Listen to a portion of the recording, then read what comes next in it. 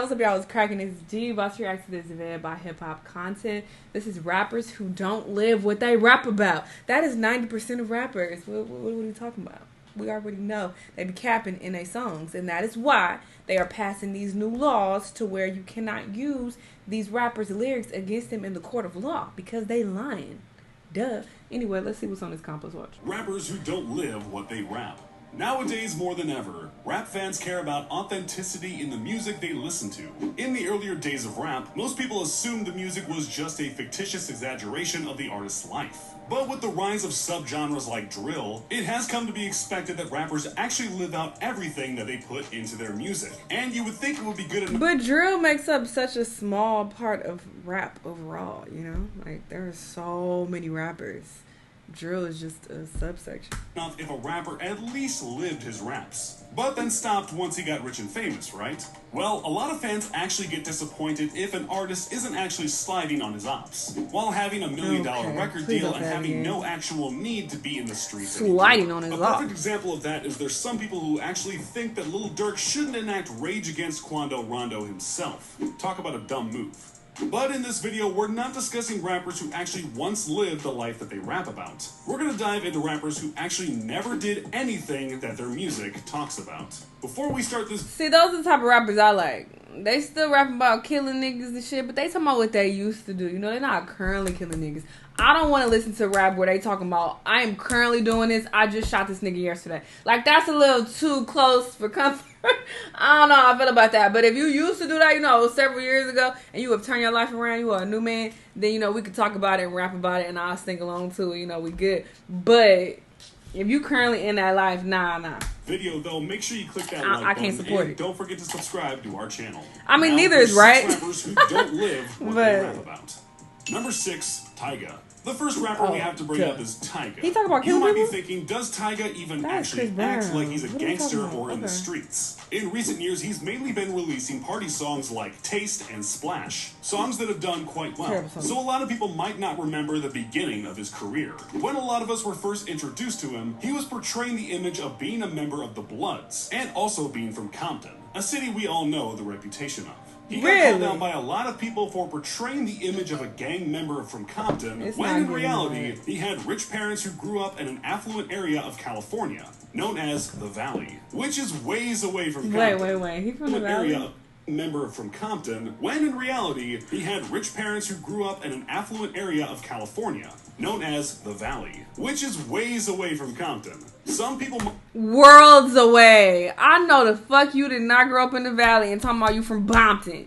That's embarrassing. Might also remember the time Tyga had beef with Lil Durk in 2014, and rap lyrics like, quote, "No some Hoover gets down to ride for a homicide when it's drama time." Hoovers, for those who don't know, is a set of Crips in Los Angeles. This beef was pretty short-lived, and if we have to give Tyga props for anything, at least he has at times admitted that he doesn't really live that life, unlike some other rappers on this list. Number 5, Rick Ross. Ooh, if you ever wanted to imagine what it feels like to be a drug dealer, putting on a Rick Ross album would be a great choice. Other than Pusha T, there's really no one who paints a more vivid picture of that lifestyle. If you let Ross tell it, he's the second coming of El Chapo, and supplies the whole state of Florida with work. But the problem with that is the rumor of him having been a correctional officer before he got famous rapping. Well, not rumors, he definitely was a correctional officer, making $25K a year in the mid-90s when he was 19.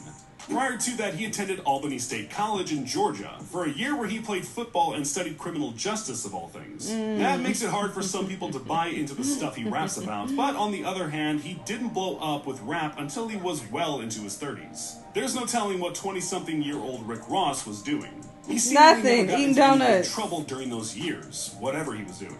One of the biggest proponents of these rumors was 50 Cent, who said that Ross was the fakest rapper in the game, and also claimed that Ross had staged a drive-by in which his Rolls Royce got shot up in Florida. In this situation, I think the truth lies somewhere in the middle.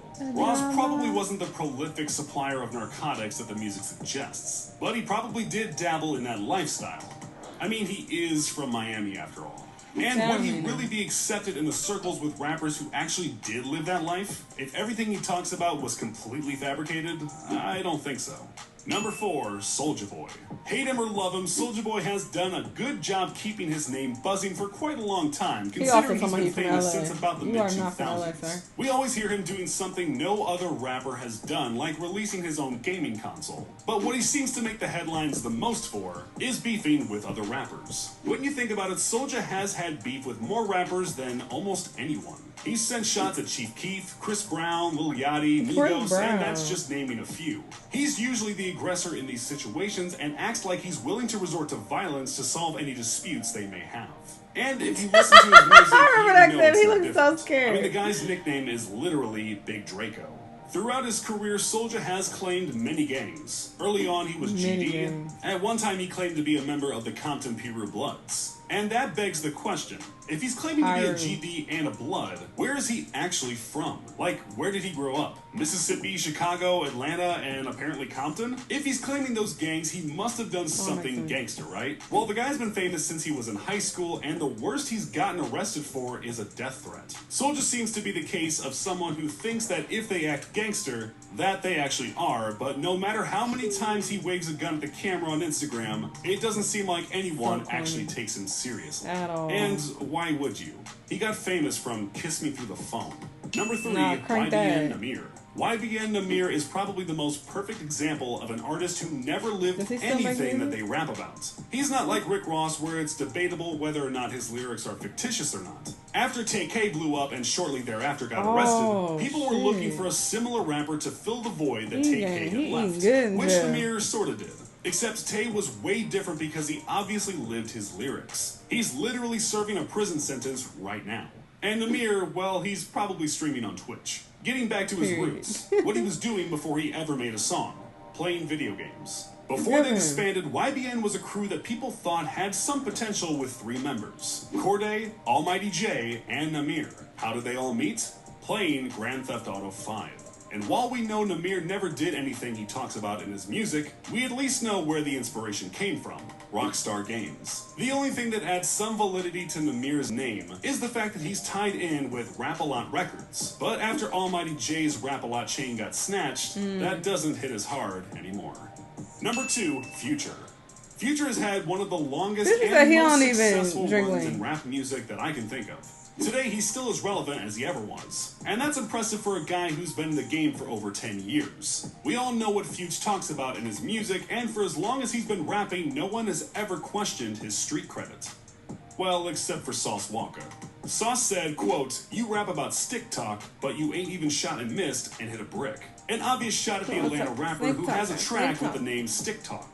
But what Future raps about more than being in the streets is his love for drugs. He raps about abusing them, mainly cough syrup, in almost every song. He became somewhat of a hero for people who had a love-hate relationship with drugs, creating legendary songs like Codeine Crazy. But as it turns out, a lot of his fans were disappointed when, in a 2019 interview, he revealed that at a time, he was completely sober. No double cups to be found. He received a lot of backlash at the time because he portrays an image that makes drug abuse seem appealing, while not letting on to the fact that he himself is sober. More recently, though, his music videos have shown him seemingly pouring up lean, but there's no telling if he's sober now or just realized that he needs the syrup for his image.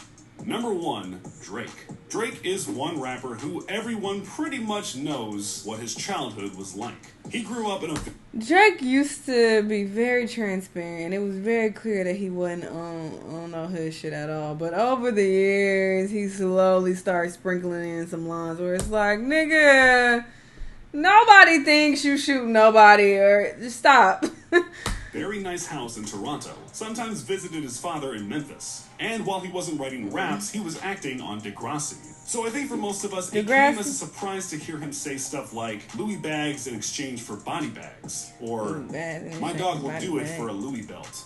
Why is a sweet boy from Toronto rapping about exchanging luxurious clothing items? Well, he not saying he'll do it. He said his nigga will do it.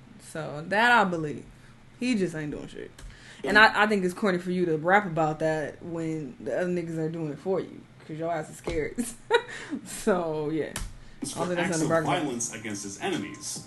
His mom Sandy should be so disappointed. And who are Drake's enemies? We all know he's had a long-running feud with Pusha T, and well, Drake did send some of his goons after Pusha. But I don't think any of them got a Louis belt, because all that happened to Push was he got doused in water, after which one of the assailants got stabbed by his bodyguard. I'm sure these individuals got reprimanded for such poor results when they got back to the OVO compound. That begs the question, though. If he hasn't done anything to Pusha, a guy who publicly disrespected and embarrassed him in a way no one else has, is Drake really doing what he says in his raps? Okay, he has had a few people beat up, like Toronto rapper Mo G, who got assaulted by an OVO affiliate, and also a producer once sued Drizzy for allegedly having him attacked. Either way, though, nothing has happened to Pusha, so I don't think anyone can take songs like Mob Ties seriously. And let's be real, Drake does live his raps. At least the parts where he's simping, not the gangster parts. Damn. So did any of the rappers on this list? This narrator is shady as fuck. Not the parts where he's simping. You could have left that out. Don't come for Drake, alright? But I don't mind this type of rap, honestly. I don't mind them lying about it. I'd rather you lie about it than actually do it. You know? Like, I don't think nothing is cute about that. I'm not about to be mad like, oh my god, how dare you lie about killing niggas? I really wanted you to catch some bodies. Like, that's weird. I mean, you shouldn't be talking about it in the first place, but let's be real. That's just the culture of rap. It is what it is. It's not right, but it's just a fact. So I get why they do it. So I'd rather listen to them lie about it. You know, I don't know. Y'all let me know what y'all thought, though. Let me know what other videos you want to watch, and I'll see y'all the next time. Bye.